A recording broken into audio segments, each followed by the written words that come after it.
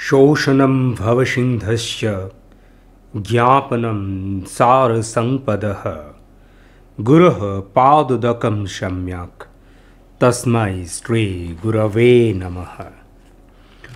ও আমার ইষ্টপ্রাণ মা ও দাদারা, জানেন গুরুদেবের পাদোদক বা চরণধূলি বা চরণামৃত যাই বলুন তা কি করে? প্রথমত, শোষণম ভবসিন্ধস্য, সংসারের অর্থাৎ জন্ম মৃত্যু চক্রের মহাসমুদ্রকে শুষে ফেলে এর দুঃখ যন্ত্রণাকে দূর করে। দ্বিতীয়, জ্ঞাপনম সার সম্পদঃ, অর্থাৎ প্রকৃত জ্ঞান বা জীবনের আসল সম্পদকে প্রকাশ করে, আমাদের মধ্যে সেই জ্ঞানকে জাগ্রত করে। গুরুর চরণধূলি গ্রহণ করলে এই দুটি ফল লাভ হয়। তাই আমার উদ্ধাতা, আমার পরমলভ্য সেই গুরুদেবের পাদপদ্মে প্রণাম করি। তাহলে এই জ্ঞান আমাদের কি উপকার করে, চলুন সেটা বরং একবার দেখে নিই। প্রকৃত জ্ঞান আমাদের প্রেয় ও শ্রেয় এর মধ্যে পার্থক্য বুঝতে সাহায্য করে। ধর্ম, অর্থ, কাম এই তিনটি পুরুষার্থকেই প্রেয় বলা হয়। আর সংসারে ভোগ্য পদার্থে আসক্ত না হয়ে আত্মজ্ঞান লাভ বা পরমা ভক্তির দ্বারা সচ্চিদানন্দ ভগবানকে লাভ করে জরা মৃত্যু শোক দুঃখ থেকে মুক্ত হয়ে যাওয়াই শ্রেয়। এই সংসারে দুটি পথই খোলা। কঠোপনিষদে যেমন বলা হচ্ছে, ধর্মরাজ নচিকেতাকে বলছেন, শ্রেয়শ্চ প্রেয়শ্চ মনুষ্যমেতস্তৌ সম্পরিত্য বিবিনক্তি ধীরঃ শ্রেয় হি ধীর বিপ্রেয়স বৃণীতে প্রেয়মন্দ যোগক্ষেমদ বৃণীতে। অর্থাৎ শ্রেয় ও প্রেয় পরস্পর বিভিন্ন হলেও তারা উভয়েই মানুষের নিকট উপস্থিত হয়। বিবেকবান যিনি, তিনি সব দিক বিচার বিবেচনা করে এই দুটোকে পৃথক করে নেন, অর্থাৎ প্রেয় থেকে শ্রেয়কে তিনি বেছে নিতে পারেন। আর অজ্ঞানী ব্যক্তি পার্থিব অপ্রাপ্য বস্তু প্রাপ্তি আর প্রাপ্ত বস্তুর রক্ষণাবেক্ষণ করতে গিয়ে প্রেয়কেই গ্রহণ করে বসেন। তাই এর তাৎপর্য এই দাঁড়ায় যে অবিবেকী ব্যক্তি বুঝতেই পারেন না কোনটি প্রকৃত শ্রেয়, আর তাই শ্রেয় ভেবে প্রেয়কেই আঁকড়ে ধরে বসে থাকে। কিন্তু আপনার সেই ভয় নেই। পরম দয়াল ঠাকুর আমার সেই সূক্ষ্ম পার্থক্যকে এত সহজ সরল ভাষায় আমাদের জন্য রেখেছেন সত্যানুসরণের পাতায়। আমাদের মতো স্থূলবুদ্ধি সম্পন্ন মানুষও খুব সহজেই এটা বুঝতে পারি। তাই আসুন আজ ইষ্ট সেবকের সাথে সত্যানুসরণ পাঠ ও আলোচনার 34তম পর্বে আমরা জানি আসক্তি আর ভক্তি বিষয়ে। আসুন সবার আগে বরং আমরা সত্যানুসরণ পাঠ করে নিই। আসক্তি আর ভক্তি, বিষয়ে মন সংলগ্ন থাকাকে আসক্তি বলে, আর সৎ এ সংলগ্ন থাকাকে ভক্তি বলে। স্বার্থ বুদ্ধির আত্মতুষ্টির অভিপ্রায়ই লোভ, আর এই লোভই আসক্তি। যে নির্লোভী সেই অনাসক্ত। ভক্তি একের জন্য বহুকে ভালোবাসে, আর আসক্তি বহুর জন্য এককে ভালোবাসে। আসক্তিতে স্বার্থে আত্মতুষ্টি, আর ভক্তিতে পরার্থে আত্মতুষ্টি। ভক্তির অনুরক্তি সৎ এ, আর আসক্তির নেশা বৃত্তি স্বার্থজ অহংয়ে। আসক্তি কামের পত্নী, আর ভক্তি প্রেমের ছোট ভগিনী। জয় গুরু, বন্দে পুরুষোত্তমম।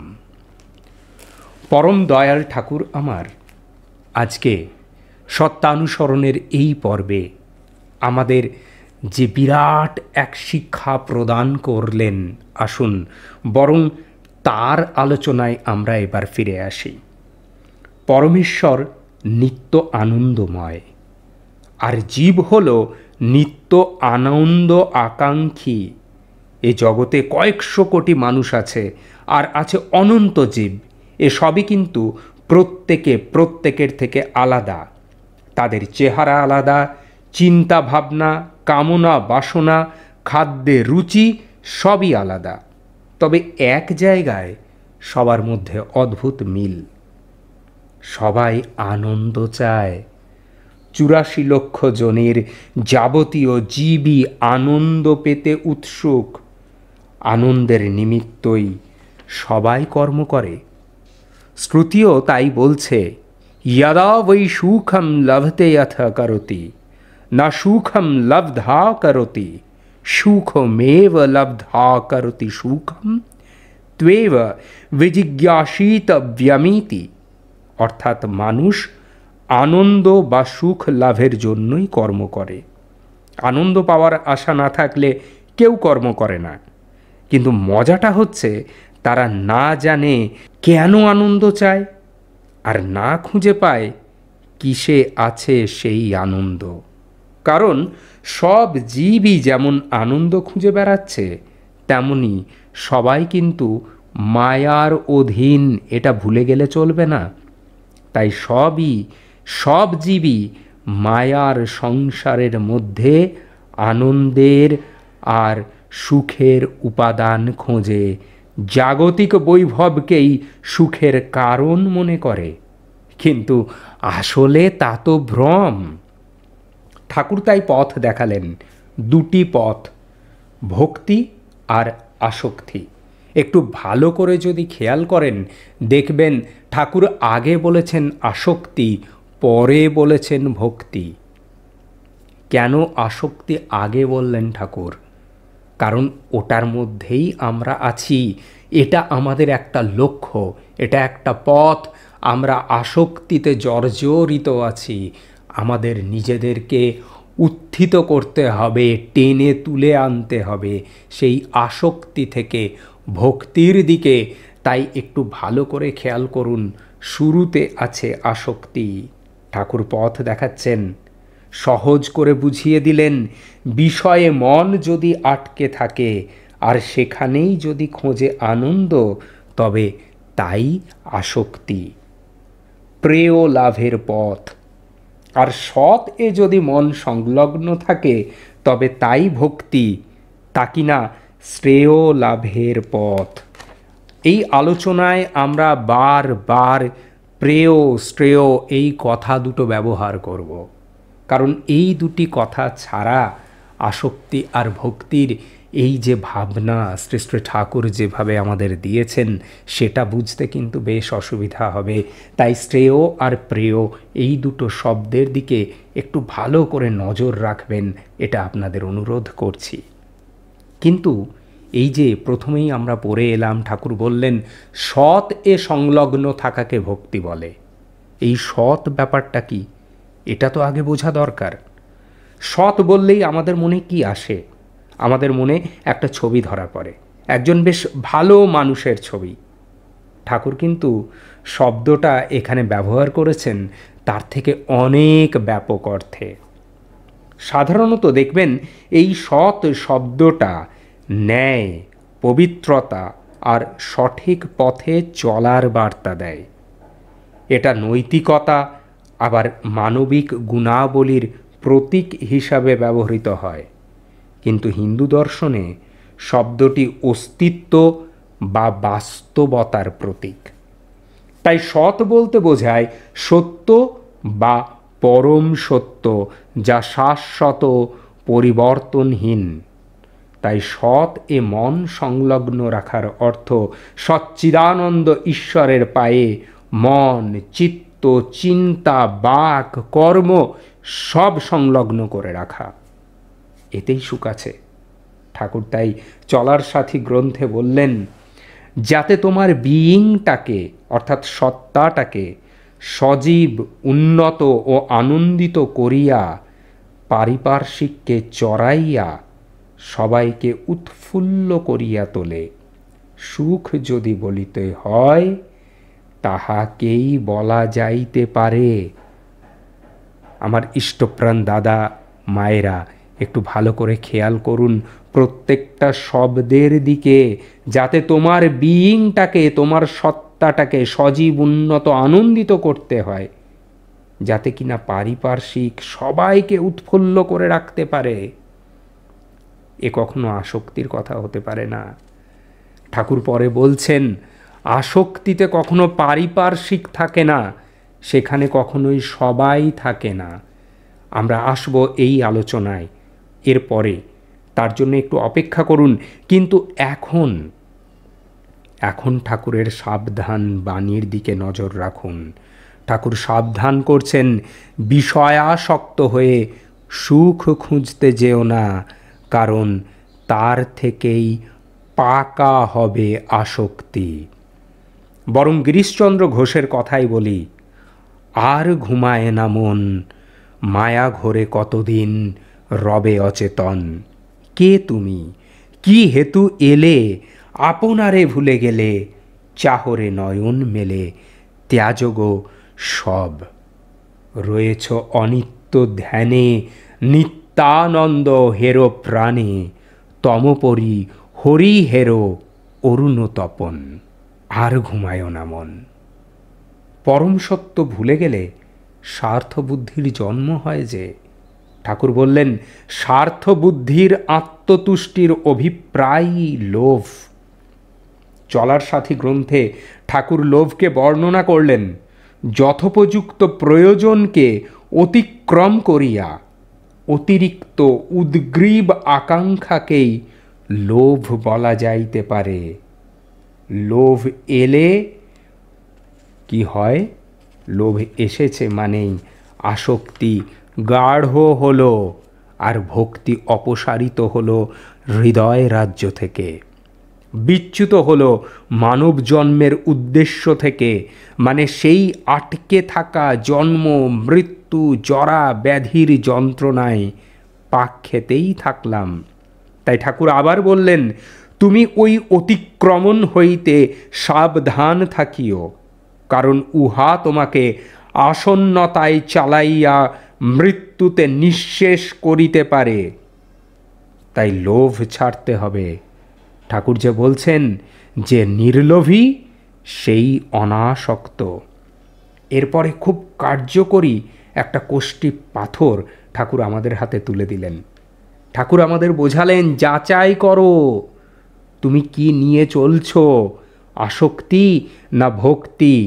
ঠাকুর বলেই দিলেন, তোমার ভালোবাসার কেন্দ্রটি তোমার কোষ্ঠী পাথর। তুমি একের জন্য বহুকে ভালোবেসে ভক্ত, নাকি বহুর জন্য এককে ভালোবেসে আসক্ত? বিচার করবেন আপনি, উত্তর হবে আপনার, কারণ আপনার জীবন, আর তার জন্য আপনিই দায়ী, আর কেউ নয়। তৈত্তরীয় উপনিষদে বলা হচ্ছে, ইয়ত ওয়াচ নিবর্তন্তে অপ্রাপ্য মনসাসহ আনন্দম ব্রহ্মণ বিদ্যান ন বিভেতি কদাচন। অর্থাৎ ব্রহ্মকে বাক, মন ইত্যাদির দ্বারা প্রকাশ করা যায় না। সেই ব্রহ্মের উপলব্ধিজনিত আনন্দ যিনি জানেন, তার সকল ভয়ের কারণ নষ্ট হয়। শ্রীমদ্ভাগবত গীতায় ভগবান বলছেন, ত্রিভির্গুণময়ীর্ভায়র येभिः सर्वम् इदं जगत् महितं नाभिजानति मामेभ्य परमाव्ययम्। তাহলে ভগবান বললেন, আমার মায়া শক্তির 3 গুণ, সত্য, রজ ও তম দ্বারাই প্রাণীসমূহ মোহিত থাকে। এই 3 গুণে মোহিত কেউই আমাকে, অর্থাৎ আমার অবিনাশী সত্তাকে জানতে পারে না। এই অধ্যায়েই পরবর্তীতে ভগবান আবার বলছেন, বেদাহম সমতিতানি বর্তমানানি চ অর্জুন ভবিষ্যানি চ ভূতানি মাং তু বেদ ন কশ্চন। অর্থাৎ তিনি বলছেন, হে অর্জুন, অতীত, বর্তমান ও ভবিষ্যৎ এই তিন কালের সমুদায়ই আমি জানি, কিন্তু শ্রদ্ধা ভক্তিশূন্য ব্যক্তি আমাকে জানতে পারে না। আর তাকে জানতে পারার পথটাই তো হলো ভক্তি। কিন্তু সেই ভক্তির বীজ কোথায়? ঠাকুর বলে দিলেন, ভক্তিতে পরার্থে আত্মতুষ্টি। পৃথকীকরণ করতে যদি চাই তাহলে আসক্তিতে, স্বার্থে আত্মতুষ্টি। তাই জীবে প্রেম করে যেই জন, সেই জন সেবিছে ঈশ্বর। যদি ভক্তির পথ ধরি তো লাভ হবে পরমানন্দ, লাভ হবে সৎকে, সচ্চিদানন্দকে। আর আসক্তির নেশা, সেটা তো বৃত্তি স্বার্থজ অহংয়ের। ঠাকুর বললেন, তুমি যা চাইবে উপযুক্ত কৃতি অনুরণে অন্তর পুরুষও তাই মঞ্জুর করবেন।